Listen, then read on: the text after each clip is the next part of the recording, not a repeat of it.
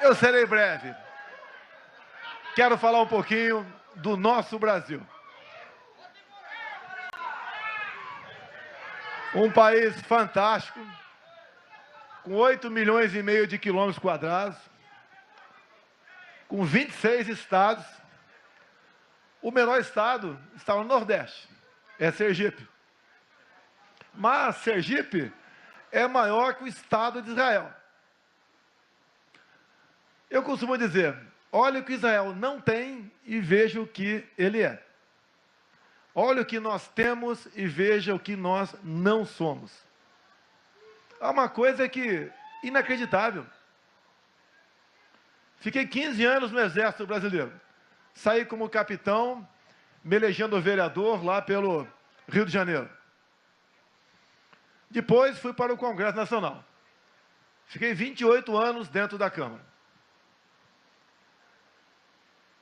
E passei lá bons e maus momentos, como todos os políticos passam. Respondi 2 dezenas de processos de cassação. Nenhum por corrupção. Tudo por defender os interesses da nossa pátria. Nós temos aqui, como disse, uma extensão territorial enorme. Temos uma biodiversidade que ninguém no mundo tem. Temos reservas minerais, onde encontramos tudo que existe na tabela periódica aqui em nosso território. Temos água potável. Temos terras férteis, riquezas naturais. E passei esse tempo todo dentro do parlamento. Como mudar isso daí? Muita gente tem boas ideias, em especial em época de eleições. E depois tudo muda. Quis o destino que eu resolvesse, no final de 2014, disputar a presidência. Não tinha partido, não tinha tempo de televisão, fundo partidário, não tinha grandes grupos para apoiar, mas resolvi, no final de 2014, andar pelo Brasil. Fui encontrando amigos, como o Monique Lorenzoni, o Cabo Gilberto, o Tércio Arnaud, que é aqui da Paraíba, e essas pessoas foram se somando. Andava sozinho muitas vezes pelo Brasil, mas tinha um sonho, tinha uma vontade de mudar essa pátria nossa. Fomos crescendo. Cada vez que visitava uma cidade, era recebido por uma multidão nos aeroportos. A imprensa nada noticiava. Mas a gente sabia de que lado cada um de nós estávamos. Eu queria a liberdade do meu país. Isso foi acontecendo. Tivemos o meia dúzia de setembro, quando o outro lado viu que não tinha mais como nos derrotar, tentaram me executar. Achavam que com isso eu ia desistir. Eu ia aceitar alguma proposta para ter uma boa desculpa e ir para casa. Eu estava pensando no futuro de uma pessoa muito especial. Ou de 2 pessoas. Uma que eu conhecia, a Laura, minha filha, que acabou de fazer no dia do médico, dia do Queiroga, 11 anos. E a outra, conheci agora, a Ellen.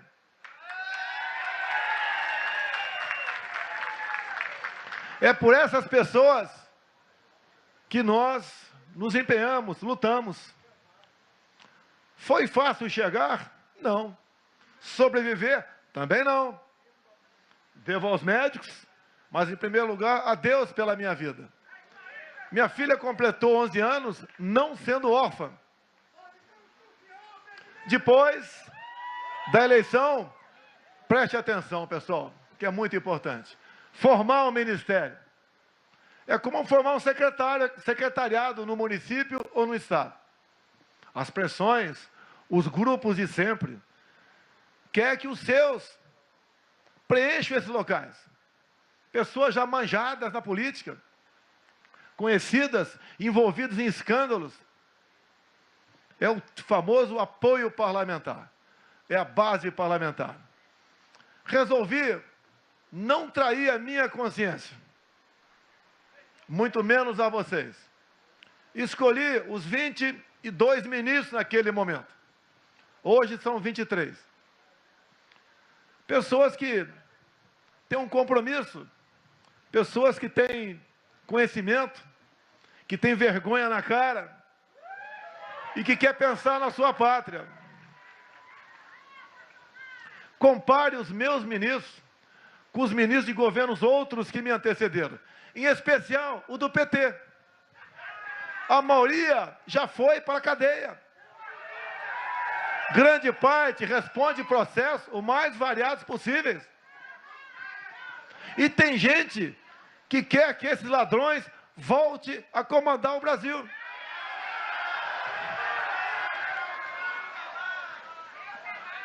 Por que eu sou atacado 24 horas por dia? Onde eu errei? Relatório da CPI comandada por Renan Calheiros. Não, não chame o Renan de vagabundo, não. Vagabundo é elogio para ele.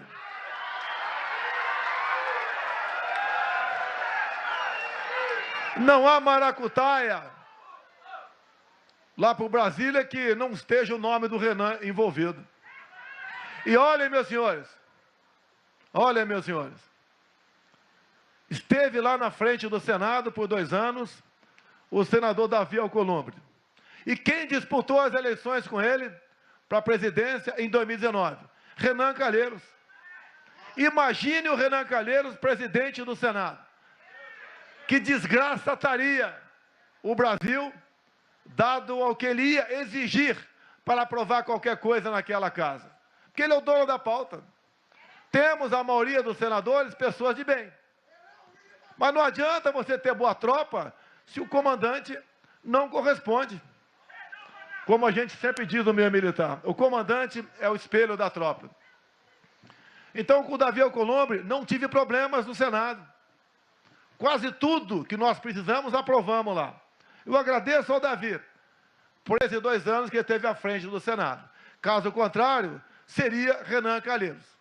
Apesar de ser nordestino, nunca fez nada nem pelo seu estado de Alagoas. Quem dirá pelo Brasil. Formamos então o nosso ministério. Começamos muito bem, mas lamentavelmente, no início de 2020 começou a pandemia. Não foi fácil enfrentá-la. Algo desconhecido até hoje. Muita gente não sabe o que fazer ainda. E nós jogamos onde isso aí? Jogamos acreditando no Conselho Federal de Medicina, a autonomia do médico. O médico, ao encontrar uma pessoa contaminada e não tendo algo cientificamente comprovado para administrar, ele tem a liberdade daquele tal de registro off-label, fora da bula, dá algo para o seu paciente. Eu joguei nisso, na liberdade do médico. Eu quero fazer uma pergunta para vocês aqui. Eu peço que alguém, por favor, filme aqui a plateia aqui. Alguém filma eu, cara. Filma a plateia aqui. Quero fazer uma pergunta a vocês do fundo do coração. É muito importante a resposta sincera de vocês. Por favor, eu peço que levante a mão. Quem foi contaminado pela Covid aqui? Baixe o braço, por favor. Agora, pera, por favor. Quem tomou ivermectina ou hidroxicloroquina? Muito obrigado. Se nós colocarmos essas palavras nas mídias sociais nossas, derruba a nossa página. Por que essa perseguição? Por que não dar chance ao médico, na ponta da linha, nos atender, nos receitar algo? Eu também fui acometido, tomei hidroxicloroquina. No dia seguinte estava bom. Será porque é barato? Se fosse um outro de 3, 4, 5 mil, 10 mil reais a caixa, sem problema? Ainda continua a interrogação o tratamento. Vocês lembram do meu primeiro ministro da Saúde, Henrique Mandetta? Lembro o que ele dizia, o que tinha que fazer, o que você tinha que fazer caso fosse contaminado? Ficar em casa até sentir falta de ar. Eu estou vendo aqui do meu lado um bombeiro. Eu sou mergulhador profissional e fiz o curso de mergulho autônomo no grupamento de busca e salvamento no Rio de Janeiro. 14 alunos, eu fui o primeiro lugar. E não é na caneta não, na caneta BIC. É na prática. Nós sabemos, se ele for mergulhador sabe disso, se tiver numa rápida missão a 20, 30 metros, é rápida tendo em vista o envenenamento por nitrogênio, se ele, depois que fizer força para aspirar o ar, se fizer força para respirar segunda, terceira vez e não subir, ele vai morrer afogado. Assim é esse vírus. Você não pode esperar sentir falta de ar para buscar o tratamento. Você tem que imediatamente procurar o médico. Em comum acordo, o médico vai dizer para você, não tem um remédio específico, mas tem esse. Você quer ou não? E eles decidem. Por que impedir o médico do tratamento precoce? Por que esse crime, essa covardia? Talvez eu tenha sido o único chefe de Estado do mundo que assumiu uma posição. Não fiquei por lado de lá. O mais cômodo, o mais fácil. Apoiando lockdowns, medidas restritivas, toque de recolher e deixando, a economia a gente vê depois. Estamos vivendo um momento difícil na economia. Sei do preço dos combustíveis, do preço do gás, do preço dos alimentos. Se compararmos com o resto do mundo, somos o país do que menos sofre com a economia pós-pandemia, ou ainda no final da pandemia. Que tomamos medidas. Nos acusa até hoje de não ter sensibilidade para atender os mais pobres.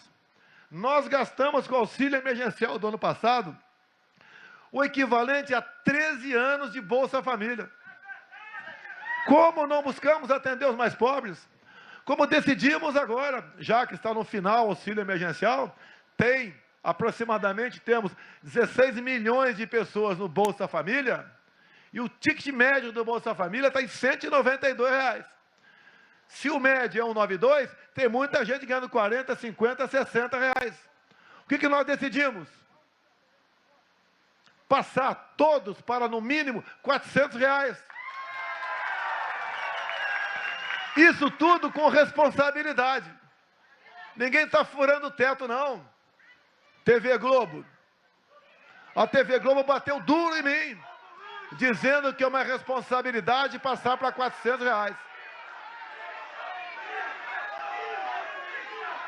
Eu queria ver a Miriam Leitão viver com R$ 192.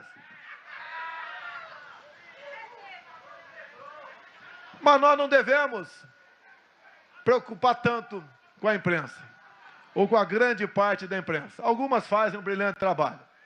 A imprensa livre, séria e responsável, faz parte de um dos pilares da nossa democracia. Democracia essa, pessoal, tão ameaçada. Vocês sentiram na pele, o ano passado e também no começo desse ano, o que é ter um governador ou um prefeito que não tem qualquer amor ou responsabilidade com a liberdade. Estão vendo agora também a exigência por parte de alguns poucos governadores, eu espero que não aumente esse número, e de alguns poucos prefeitos, exigindo o passaporte vacinal. Nós temos aqui o nosso ministro da Saúde, que mesmo vacinado com a segunda dose, contraiu o Covid. Naquela missão nossa nos Estados Unidos, outras pessoas da minha comitiva que estavam vacinadas, com a segunda dose inclusive, contraíram o vírus. É uma grande interrogação ainda, essa questão da Covid-19. O que nós fizemos? Começou antes do Queiroga. ofertamos a todos no Brasil a possibilidade de se vacinarem. E deixo bem claro, esse ofertamento não quer dizer que a vacina seja obrigatória. Nós jamais defenderemos a obrigatoriedade da vacina. Eu não tomei a vacina. Quem quiser seguir meu exemplo, que siga. Quem não quiser, que não siga. Isso é liberdade. Se fôssemos seguir exemplos de ex-presidentes que nos antecederam, imagine o que seria desse país. O que seria desse país? Ou uma coisa ou outra. Se especialistas de verdade, e não esse especialista da TV Globo, dizem que quem se contaminou tem mais anticorpos de quem tomou a vacina, por que tomar a vacina? Se eu resolver tomar lá na frente, eu tomo. Mas deixa bem claro, o meu governo e nenhum governador ou prefeito ofereceu a vacina para toda a população. A gente pede a Deus que ela seja eficiente, que ela realmente consiga atingir os seus objetivos. Que nós queremos ficar livres desse vírus para voltarmos rapidamente à normalidade. Dizer a vocês, quando se fala em combustíveis, que o pessoal reclama, e com razão. Mas, por favor, veja quem está metendo a mão no seu bolso. Se é o governo federal ou estadual. Não é possível.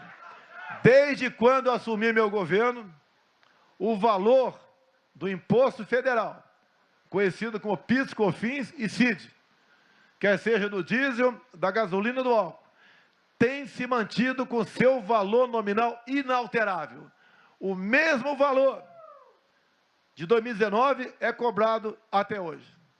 Agora o ICMS é o mesmo percentual, mas em toda a variação de preço de combustível, na ponta da linha, esse novo valor é alterado e muito. Não é possível o ICMS incidir também em cima do imposto federal. Chama-se bitributação. Incidir em cima dos custos do frete, da margem de lucro do dono do posto. Isso é inadmissível. Entrei com uma ação no Supremo há mais de 3 meses. Lamentavelmente, o Supremo não decide. Aprovamos na Câmara com apoio do presidente Arthur Lira. Está no Senado. É um paliativo. É onde a Câmara pode chegar. Não nos atende ainda porque não faz justiça. Mas, caso o Senado venha aprovar, teremos uma redução de aproximadamente 7% no preço dos combustíveis.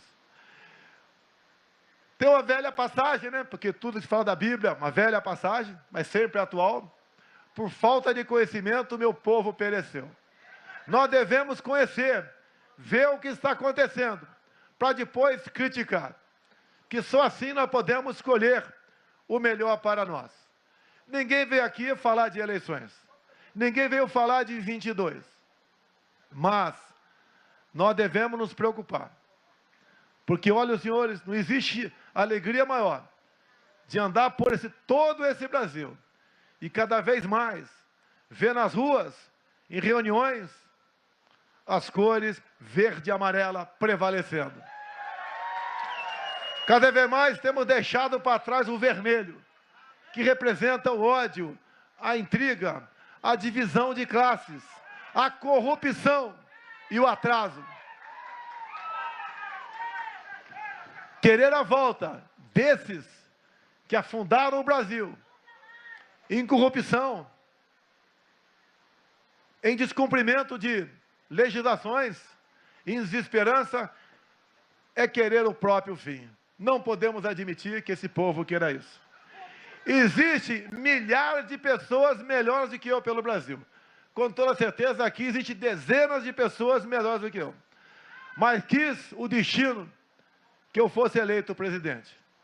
E dadas as circunstâncias de como isso aconteceu, eu só posso entender uma coisa, que teve a mão de Deus nessa questão.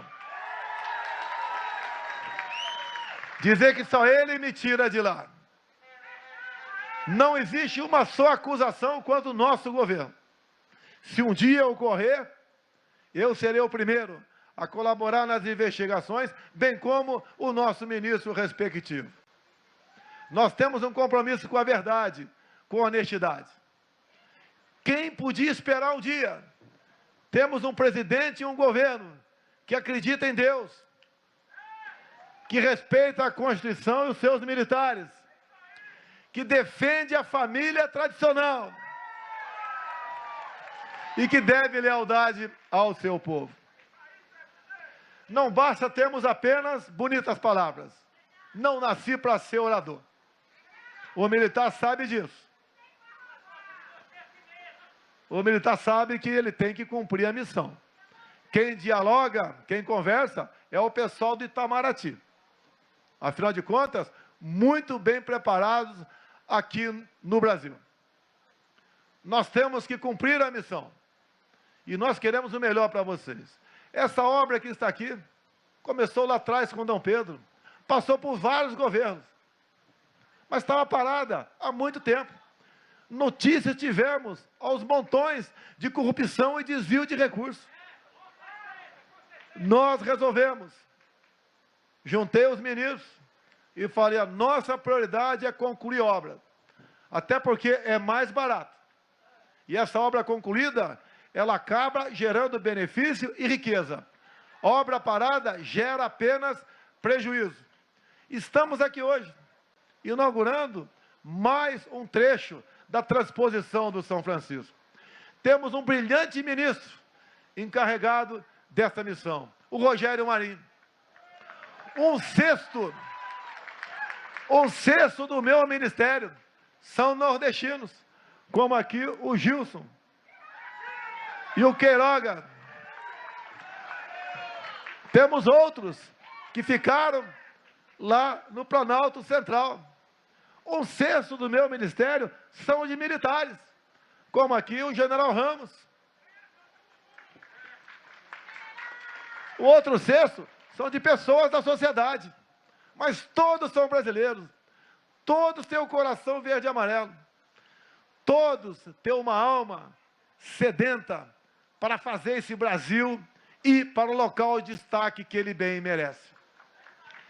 Indo para o encerramento, agradecendo a presença dessa criança maravilhosa, devidamente autorizada pelos pais, ao meu lado. É por ela que nós estamos trabalhando. Todos nós somos passageiros nessa terra. Todos nós iremos embora um dia. Só não sabemos que dia é esse. E tem outra passagem bíblica que diz, nada temeis, nem mesmo a morte, a não ser a morte eterna.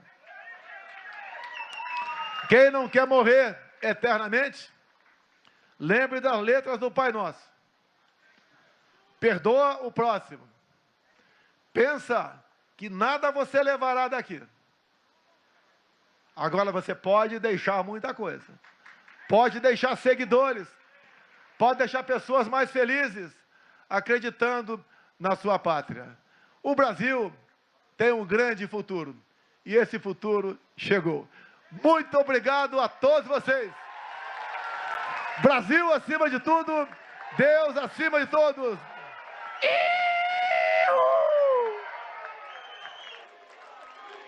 Está encerrada esta cerimônia. Essa foi a participação